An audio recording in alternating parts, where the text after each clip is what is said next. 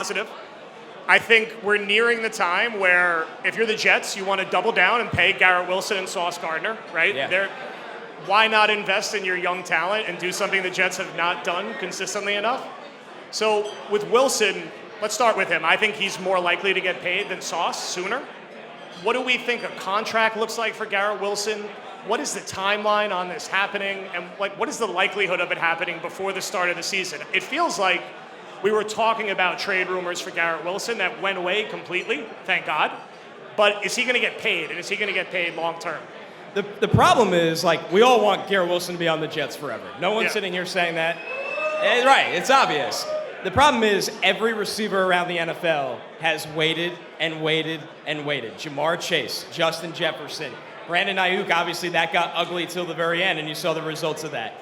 So I don't know if the motivation is there for Garrett Wilson to sign an extension unless you come out right away with $30 million plus per year on the table. And some people might be like, wow, that's a lot for a guy that, isn't a top 5 receiver in the NFL right now. But at 24 or 25 years old, you're projecting it forward where you think he can be, then it's going to be $30 million plus a year. Or else he's not answering the phone. There's no reason for him to do that.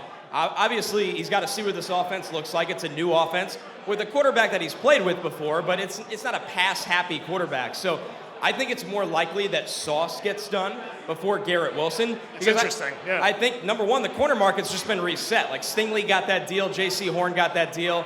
I think it's more likely you see a Sauce extension before camp, but I would call Garrett a more pressing matter because you just can't take that too far. He's never going to play on a franchise tag. I would rather pay him high now and look smarter in 2 years than going through all this drama in 2 years with him without a contract. So I think it's an area where the Jets, when that deal gets announced, if it got announced, it looks like an overpay, but I actually think it would be smart in the time to do an overpay. Yeah, I can't fathom any Jet fan out there complaining when they read the news that Garrett Wilson or Sauce Gardner got a new contract. This happens so rarely. It hasn't happened since Quinnen Williams, where a young player gets paid to stay here long term. Right. And look, Sauce had a disappointing season last year. He's still golfing. That's okay. But I have to imagine Aaron Glenn is very excited to coach Sauce Gardner and will be able to take him to a different level. Are they going to use Sauce in a different way? Is he going to track a team's lead receiver? Or is he just going to play the way he did under Robert Saleh? Or is it going to be a different approach? I mean, physically, why can't Sauce be the best cornerback in the NFL, which Aaron Glenn said? But are they going to use him differently where if they're playing the Vikings, he's going to track Justin Jefferson all over the field? Is he going to be used that way going forward, or is it going to be more of the same? Listen, if you're going to give a corner $30 million a year or whatever it ends up at, he better be trailing number ones, right? We watched, in my opinion, the greatest man cover corner wear green and white in Terrell Revis. And Revis, hell yeah. And yeah, this is a big pro Revis crowd, which is good people in my book. I hope so. Listen, otherwise, what is the difference, right? The reason you pay those guys is to take away the opposition's number one. So Sauce hasn't shown that he's that guy yet. Do we all think he is? Yeah, he probably is. Yeah. But the scheme was not built that way. They played sides. They kind of, had some rumblings that they were willing to do it, and then they wouldn't do it. So I think with Sauce, maybe they pay him now, but you also kind of want to see how is he going to look in a scheme? How is he going to look with more man coverage on his plate? Can he take away the football? Aaron Glenn knows a thing or two about taking away the football. Interceptions are important. Interceptions matter a lot if you're going to be a $30 million corner in this league. So I think when it comes down to it, you have to put more on his plate, right? You let DJ Reed walk, which was the right move. Yes. You obviously have Michael Carter playing the slot at a high level. Sauce needs to be the guy that makes everyone's jobs easier. It felt like his rookie year, not to take away from him, the pass rush made his life easier. Now it's got to revert a little bit where Sauce is traveling with number ones. Oh, everybody else now, their responsibilities are a step down. All right. Offseason, what move did you dislike the most? It was a quiet offseason. There wasn't a ton of action. But which move are you like, I don't really like it, and I'm not going to go through the energy and effort to try to justify it. It just didn't make sense. I think letting Morgan Moses walk puts them in a risky situation. And I don't think Moses is a guy anymore that's going to play 17 games a season. I think his presence in that locker room mattered a lot. And I think you'd love to go into the draft going, man, we have Morgan Moses at right tackle. Maybe we can take a day 2 right tackle and develop behind Morgan Moses. And as much as we love Membu and we want him on the Jets, now you're a little bit of a situation like last year where it feels like, man, you better get that right tackle. So I thought they should have been more aggressive with Moses. Maybe they know more medically than we do, that the tires have just kind of fallen off the bus there a little bit, but you hate to see a guy like that go that was really kind of like the politician for the Jets in every good way through some really bad years.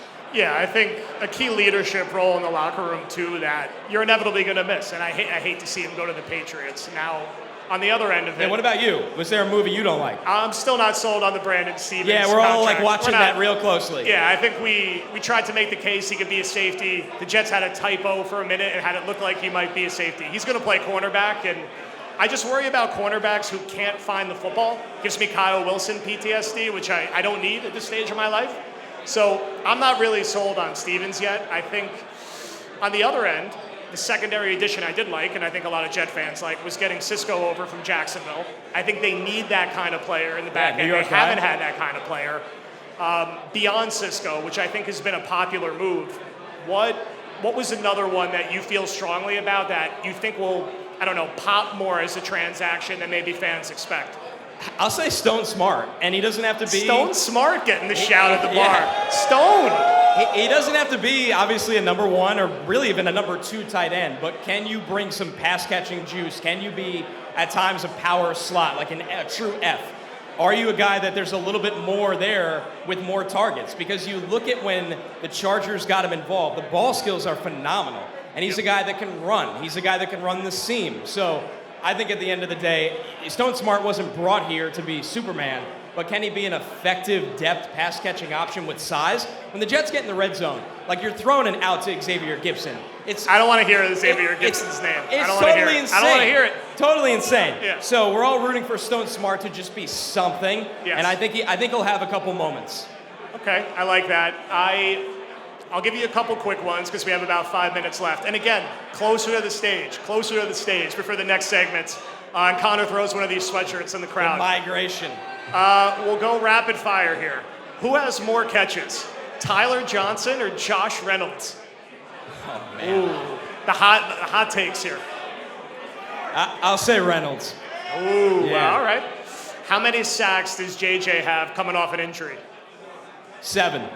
All right. That's Achilles for a pass rusher. It's gonna take a little while. Okay. I like that. And it's not a defense where they're like, hey, pin your ears back and rush the passer irresponsibly. There are going to be some rules.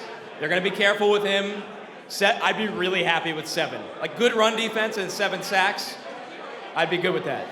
Yeah, I think it'd be impossible to complain at that number, especially as a serious injury he's coming off of. This is not like a minor thing. Yeah, those edge rushers pushing off like that. We've seen a lot of guys, it takes a couple months of real game action to ramp back up, but he works harder than probably anybody on the team, which makes you feel a little better about that one. Does Quincy Williams finish the season on the team? I'll say yeah. I'll say he does, but man, that's going to be an interesting one. Like you're probably not going to pay another linebacker that kind of money that you just gave Sherwood.